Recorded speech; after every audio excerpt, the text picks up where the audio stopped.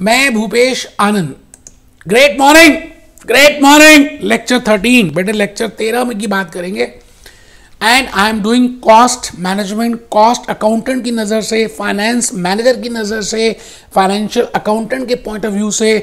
We are doing cost management, we are doing cost accounting and I am doing the intro section, intro series. जैसे होता है ना, trailer होता है ना, आप एक मूवी में जाते हैं, मूवी जो होती है उसमें इंटरवल में दूसरी मूवी का ट्रेलर दिखा देते हैं। तो मैं अभी आपको ट्रेलर ही दिखा रहा हूं कि अभी पूरी कॉस्ट की पूरा का पूरा हम मूवी देखेंगे। आलिया भट्ट को दिखाएंगे, कैटरीना कैफ को दिखाऊंगा, मल्लिका शेरावत को दिखाऊंगा, बट अभी आपको हल्के हल्के ग्लिम्सेस दे रहा हूं, छोटी छोटी बातें बता रहा हूं। अब ये बातें बड़ी इंपॉर्टेंट है क्योंकि आप इसी से अट्रैक्ट होंगे और पूरी मूवी देखेंगे। तो आइए मैं आपको ले चलूं आलिया भट्ट के पास और एक बड़ी प्यारी सी कोटेशन आपके सामने लेकर आ गया। मैंने कहा इट ऑलवेज सीम्स इम्पॉसिबल।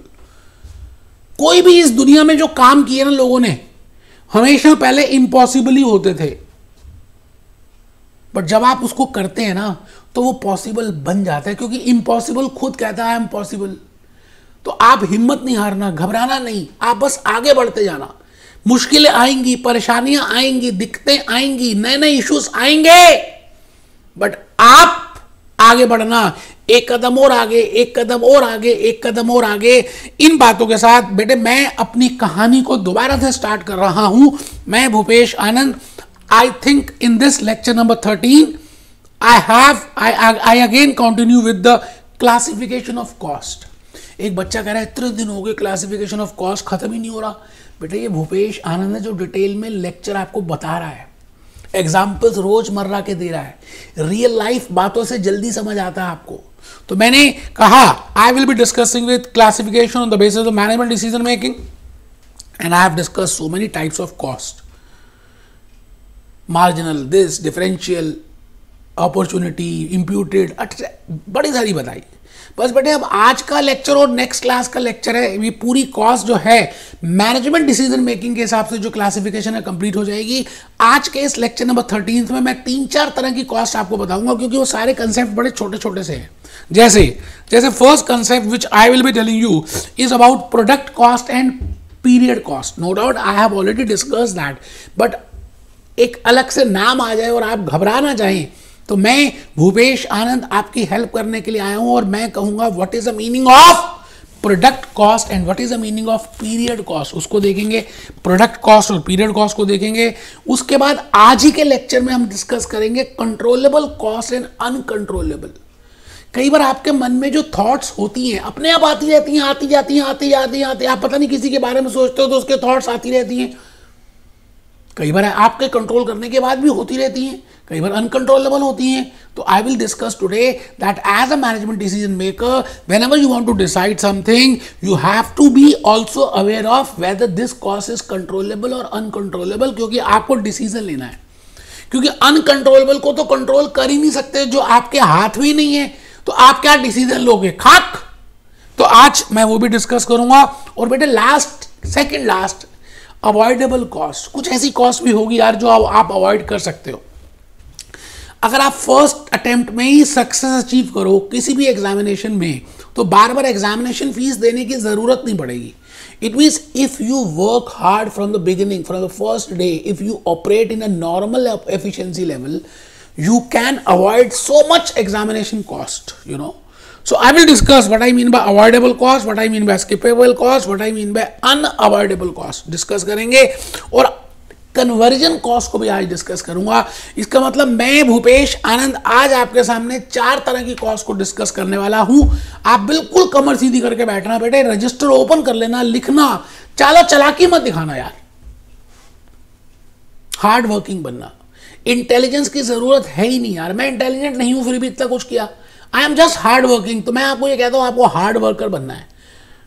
आइए मैं सबसे पहली बात आज आपके सामने रखूं कि प्रोडक्ट कॉस्ट क्या होती है। प्रोडक्ट का मतलब है जो cost which is related with the product, जैसे नाम ही कह रहा है प्रोडक्ट कॉस्ट। किसी का नाम है बंटी, किसी का नाम है बबली, इसका नाम है प्रोडक्ट कॉस्ट। ऐसी कॉस्ट जो प्रोडक्ट से रिलेट करती हो। इसका मतलब आप अगर प्रोडक्ट बनाएंगे तो ये कॉस्ट होगी, अगर आप प्रोडक्ट नहीं बनाएंगे तो ये कॉस्ट नहीं होगी। इसका डायरेक्ट, इसका आंख मटक्का, इसकी डायरेक्ट रिलेशनशिप, इसकी मोहब्बत, इसका प्यार किससे है? उस प्रोडक्ट से है यार। जैसे मैं कहता हूं आलिया भट्ट का रणबीर कपूर से डायरेक्ट रिलेशनशिप है, रिंग सेरेमनी हो चुकी, मैरिज होने वाली, तो मैं कहूंगा directly they are correlated. Similarly अगर आप प्रोडक्शन करोगे तो खर्चा होगा, और अगर आप प्रोडक्शन नहीं करोगे तो खर्चा नहीं होगा। मैं कहूंगा ऐसी कॉस्ट को हम प्रोडक्ट कॉस्ट बोलते हैं। और जनरली आपको मैं बता दूं, फैक्ट्री में जो कॉस्ट हम इनकर करते हैं वो सारी cost is product cost, because in factory we incur direct material, we incur direct labour, we incur factory overheads.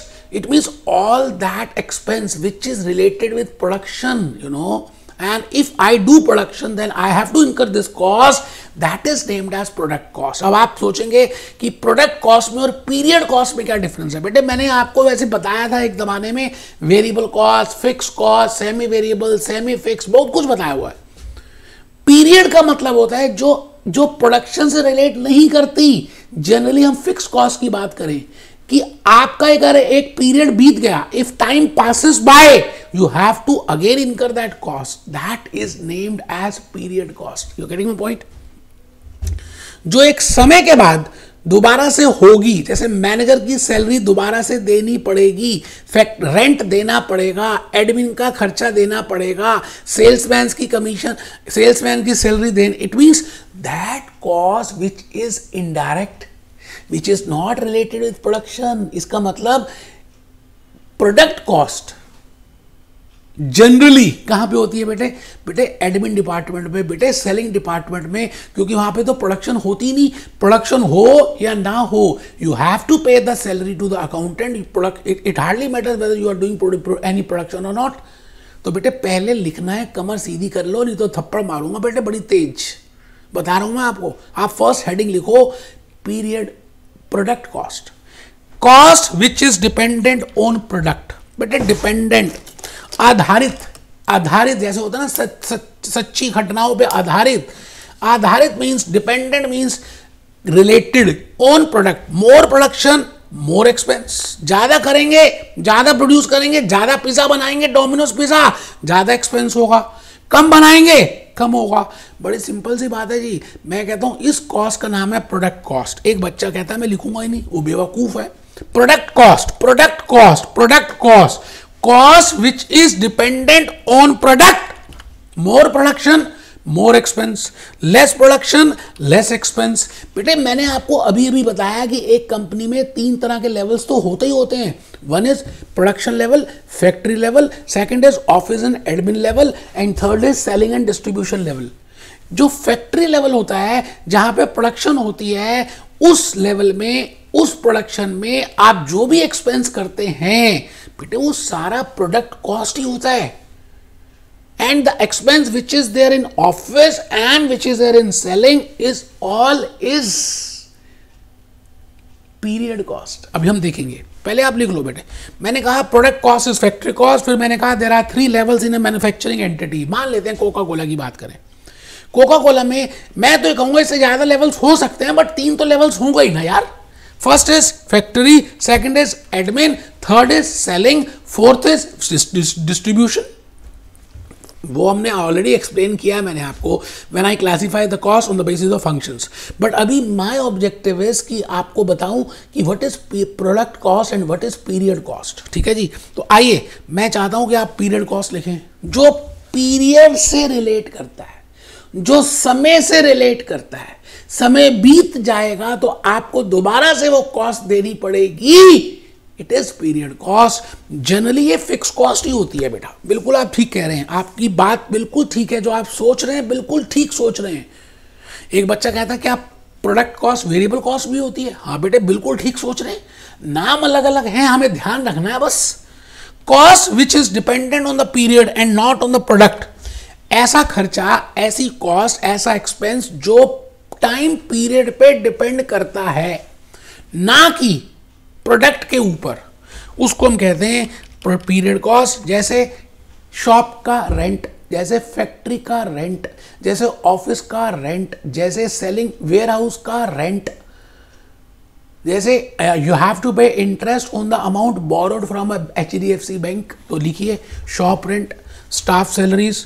आप माल बनाएं या ना बनाएं, वेदर यू प्रोड्यूस एनीथिंग और you do not produce anything, it hardly matters, you have to pay something, you know, and that something which you have to pay, it is generally in the admin department and in the selling department and in the distribution department. It hardly matters whether you produce anything or not, because something which you produce, that is product cost and that is incurred in the factory, but something which is not related to the factory, that is in the admin department or in the selling department, it is named as period cost. I think आप बात को समझ पा रहे हैं। मैंने फिर भी एक आपको समझाने के लिए बताया कि इनडायरेक्ट एक्सपेंसेस, मैंने फर्स्ट लेक्चर में बताया था on the basis of traceability, direct expenses and indirect expenses, direct cost and indirect cost. मैं कहता हूं those expenses which are untraceable, जो हम ट्रेस नहीं कर सकते। याद है आपको लीवाइस जीन का मैंने एग्जाम्पल लिया था, मैंने क्लॉथ बताई थी, मैंने आपको जिप का एग्जांपल दिया था, मैंने बटन का एग्जांपल दिया था, मैंने थ्रेड का एग्जांपल दिया था, और डिटेल में एक डिस्कशन की थी कि how we can find out whether it is traceable और not, which type of expense is direct and which type of cost is direct cost and indirect cost. तो मैं अब रिपीट नहीं करूंगा, मैं आपसे ये कह रहा हूं कि जो इनडायरेक्ट कॉस्ट होती है बेटे, फैक्ट्री में भी होती है, ऑफिस में तो होती सारी है, और सेलिंग में भी सारी होती है। ऑफिस में और जो सेलिंग में इनडायरेक्ट कॉस्ट होती है वो पीरियड कॉस्ट होती है, और जो फैक्ट्री में होती है indirect cost, that is product cost, because that is related with production. तो बेटे ये लिखा मैंने। अब एक बच्चा पूछ रहा है फ्लो चार्ट बनाना है, जो समझदार बच्चे होते हैं ना वो पूछते पूछते ही वो कर देते हैं। Indirect expenses which are not traceable, factory, admin, selling. Factory में मैंने लिखा बेटे प्रोडक्ट, और एडमिन में और सेलिंग में पीरियड। आइए जी, आइए बेटे, मैं पहली तरह की कॉस्ट तो बता भी चुका। एक बच्चा कहता है मजे आ गए, आज लेक्चर जल्दी जल्दी कंप्लीट हो रहा है। हाँ बेटे, बेसिक कंसेप्ट तो आपको पता ही चल गया, अब जल्दी जल्दी होगा। मैं एक नेक्स्ट क्लासिफिकेशन के ऊपर आ गया। एक बच्चे को नींद आ रही थी, उसको थप्पड़ मारने का मन कर रहा है, बेटे पानी पी लो थोड़ा सा, है। कंट्रोलेबल कॉस्ट, आप अपनी नींद को कंट्रोल कर सकते हो। एंड अनकंट्रोलेबल कॉस्ट, जब आप किसी चीज को कंट्रोल नहीं कर सकते, आप व्हाट्सएप में बार बार टाइम वेस्ट करते हो, सोशल मीडिया में बार बार टाइम वेस्ट करते हो, you can control that. I will say similarly for a finance manager, for a management accountant, for a cost accountant, for a financial accountant, you know, that there are some type of costs which are controllable, जो control हो सकती थी, but आपने ध्यान नहीं दिया, आपने normal efficiency से काम नहीं किया, आपने क्योंकि नॉर्मल एफिशिएंसी से वर्क नहीं किया, प्रॉपरली ध्यान फोकस होकर काम नहीं किया, तो जिस तरह से काम होना चाहिए था उस तरह से नहीं हुआ, तो थोड़ा सा वेस्टेज ज्यादा हो गई। अगर हम प्रोडक्शन के पॉइंट ऑफ व्यू से देखें, that there is some more cost.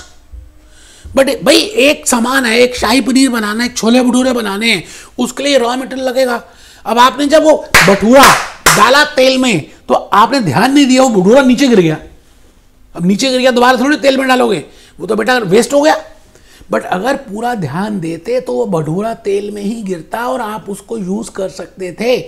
It means that cost is controllable cost. I think you are getting my point. But there are so many cost which are uncontrollable, जो आप control कर ही नहीं सकते यार। तो मैं लिख रहा हूं controllable cost, uncontrollable cost, those expenses which can not be controlled. ऐसे एक्सपेंसेस जो आप कंट्रोल नहीं कर सकते, you can not control it.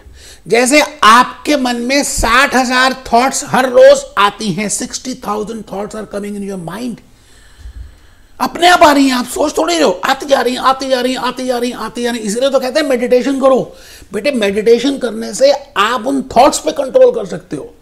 तो मैंने कहा that is named as controllable cost. Cost of petrol, बेटे आजकल रशिया और यूक्रेन में लड़ाई चल रही है ना, आपको पता है पेट्रोल का रेट बढ़ गया, क्या आप उसको कंट्रोल कर सकते हो? You can not control it. It means controllable और अनकंट्रोलेबल ऑपोजिट हैं। The cost which I can control it by doing normal efficiency, by doing proper efficiency work, I can control it. But the cost which cannot be controlled, the cost of raw material, the cost of petrol, the cost of, other things which are not in my hand, इसके लिए हम किसी को responsible नहीं बना सकते। आप मेरी बात समझ रहे हैं? I can assign a responsibility for the controllable cost, but I can not do for the uncontrollable cost. So the point is I should know as a decision maker, जब भी मैं डिसीजन ले रहा हूं तो मुझे पता होना चाहिए कि भाई ये कॉस्ट क्या मैं कंट्रोल कर सकता हूं या नहीं कर सकता। उसके बाद ही जब आप डिसीजन लोगे तो ज्यादा समझदारी की बात करोगे। मैंने लिखा टू अवॉइड एबनॉर्मल वेस्टेज। मैंने एग्जांपल दिया अभी छोले भटूरे वाले का। भटूरा कैसे बनता है बेटे? एक कढ़ाई होती है, उसमें घी होता है, गर्म होता है, आप भटूरे को बनाते हैं, ऐसे डालते हैं। अब ऐसे डाला वो नीचे गिर गया तो ध्यान रखते तो नहीं गिरता। इट मींस वो भटूरे का गिरना, that is abnormal loss. Short circuit का होना, आग लगना, चोरी होना, अगर आप और ध्यान देते तो क्या पता ना होती। इसको बोलते हैं बेटे abnormal loss, abnormal wastage. It means you are not doing on the basis of proper efficiency, that could have been controlled. So that cost is named as controllable cost, and the cost which cannot be controlled is named as uncontrollable cost. As a decision maker, I should be aware of the nature of cost from the point of view of controllability. मैं आगे आ गया जी, last category, last point आपके सामने रखूंगा। अपनों से अपनी सी बातें करूंगा यार, अपनों से अपनी सी बातें। अवॉइडेबल, अवॉइडेबल जो अवॉइड हो सकती थी, स्किपेबल जो स्किप कर सकते थे। जैसे YouTube में आप वीडियो देखते हैं तो उसमें स्किपेबल ऐड होती है कि आप उसको स्किप कर सकते हो, but there are some non skippable ads also जिसको आप स्किप नहीं कर सकते। इसी तरह से as a decision maker, as a cost accountant, as a finance manager, there are some types of cost which can be avoided.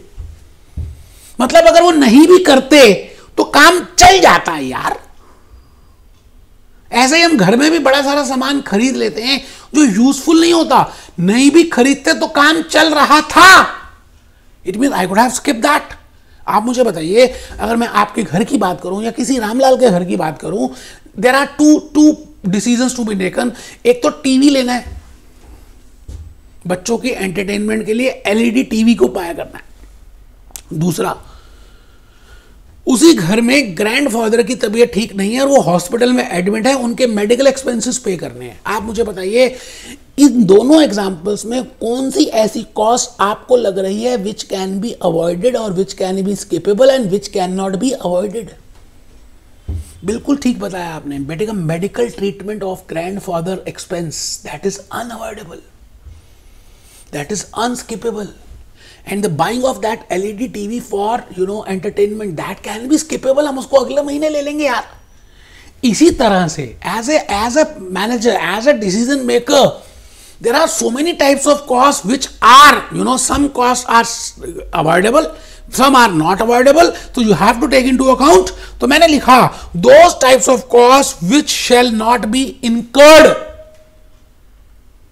if the work was done with normal efficiency। अगर normal efficiency से काम होता, अगर आप ईमानदारी से पढ़ते तो बार बार पेपर नहीं देने पड़ते और आप फर्स्ट अटेम्प्ट में ही पास होते।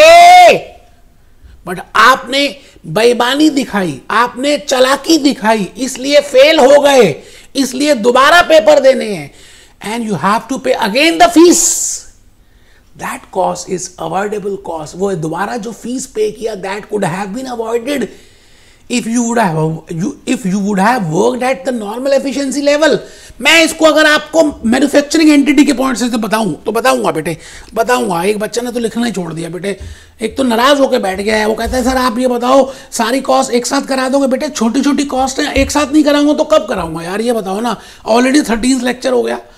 Avoidable, skippable cost, those types of costs which shall not be incurred if the work was done with normal efficiency। अगर आप सावधानी से करते, जैसे लिखा होता ना आगे तीव्र मोड़ है, सावधानी से गाड़ी को चलाएं। अगर आप सावधानी से गाड़ी को चलाते तो एक्सीडेंट नहीं होता।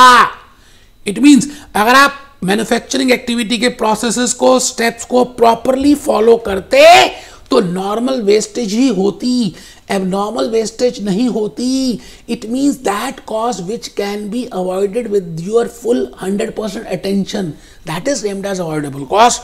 तो मैंने कहा ऐसी कॉस्ट जिसको अवॉइड किया जा सकता था, B point. That type of cost which can be avoided, you know. It means even if it is not incurred or work still be performed. अगर वो नहीं भी किया होता तब भी हमारा काम चल सकता था. ठीक है सर, बहुत बढ़िया, बहुत ही बढ़िया सर. मैं आ गया सर नेक्स्ट कॉस्ट में, जिसका नाम है अनअवॉइडेबल कॉस्ट और unskippable cost. The cost which are necessary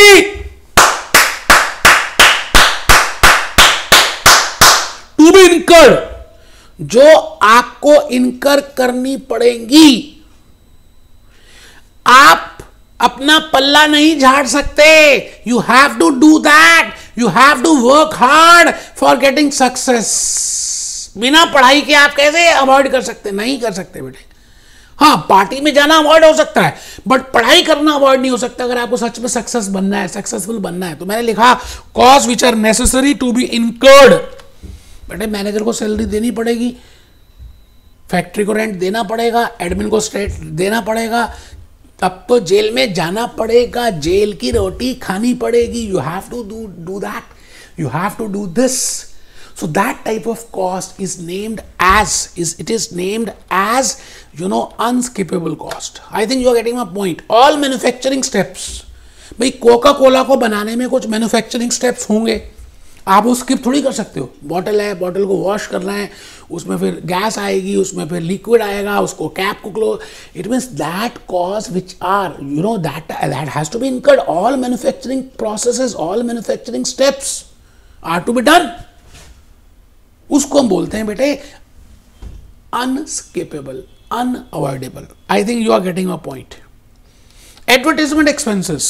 अब भाई मैंने कैटरीना कैफ को ब्रांड एम्बेसडर बनाऊं या दीपिका पादुकोण को बनाऊं या आलिया भट्ट को बनाऊं. अब आलिया भट्ट का रेट बहुत ज्यादा है, दीपिका पादुकोण का उससे कम है, कैटरीना का उससे भी कम है. तो मैं किस को ब्रांड एम्बेसडर बनाऊं? It can be avoided, It can be avoided. Some part I can avoid some advertisement expense. It is not compulsory कि आप सब कुछ ही खर्च कर दें. Avoidable cost can be postponed. बड़ा प्यारी सी बात बताइए बेटे, MCQ आपके क्वेश्चन आ सकते हैं इसमें. That whether avoidable cost can be postponed. Yes, मैंने आपको बताया था टीवी बाय करना, LED बाय करना is avoided. It can be postponed, but to pay that medical treatment expense cannot be postponed. तो एग्जाम्पल लिख लीजिए, बाइंग अ टीवी और मेडिकल ट्रीटमेंट. बेटा लास्ट पॉइंट आज के लेक्चर का बता रहा हूं. Last cost, conversion cost. आपको पता है रॉ मटेरियल से फिनिश गुड्स में कन्वर्ट करने के लिए कुछ खर्चा आता है, कुछ कॉस्ट आती है. The cost which is incurred for converting raw material to finished goods.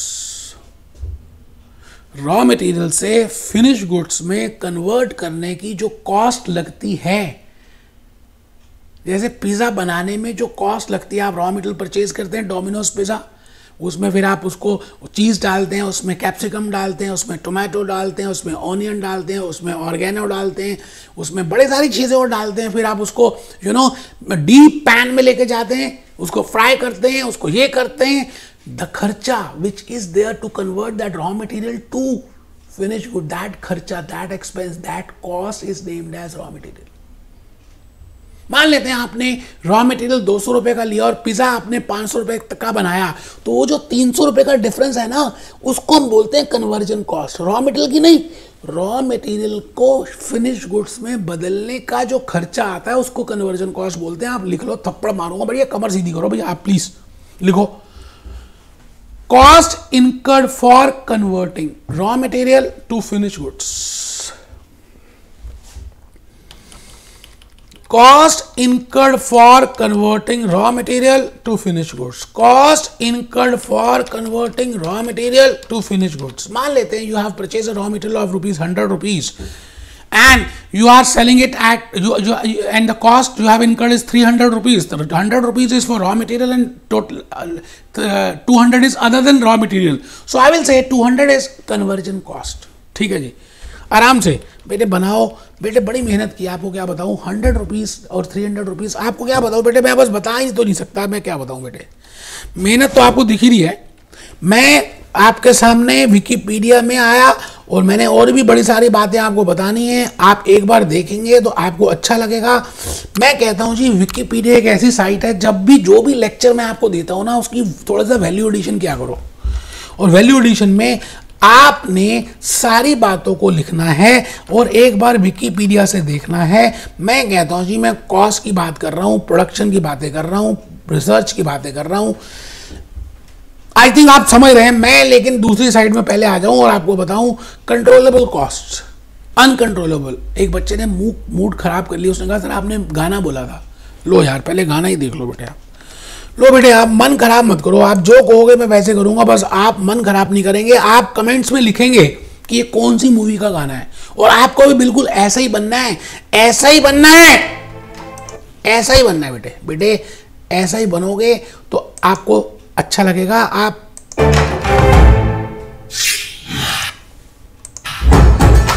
बिल्कुल ऐसा बनना है बेटे, करके दिखाना है।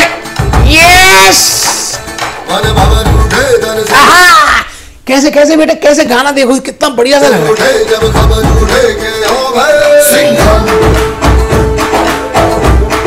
बेटे। आप जो भी कोर्स कर रहे हो आपको सिंघम बनना है, करके दिखाना है, first time, first attempt, first success. तो बेटे लेक्चर 13 में मैंने अलग अलग तरह की कॉस्ट की बातें बताई। बस बेटे एक छोटा सा लेक्चर नंबर 14 है, जिस after that I will be completing the classification on the basis of management decision making. लेकिन उसके बाद एक क्लासिफिकेशन और है, cost on the basis of product, वो हम देखेंगे। आई थिंक आप बात यहां तक समझ पा रहे हैं। Be happy, B jolly, B cheerful.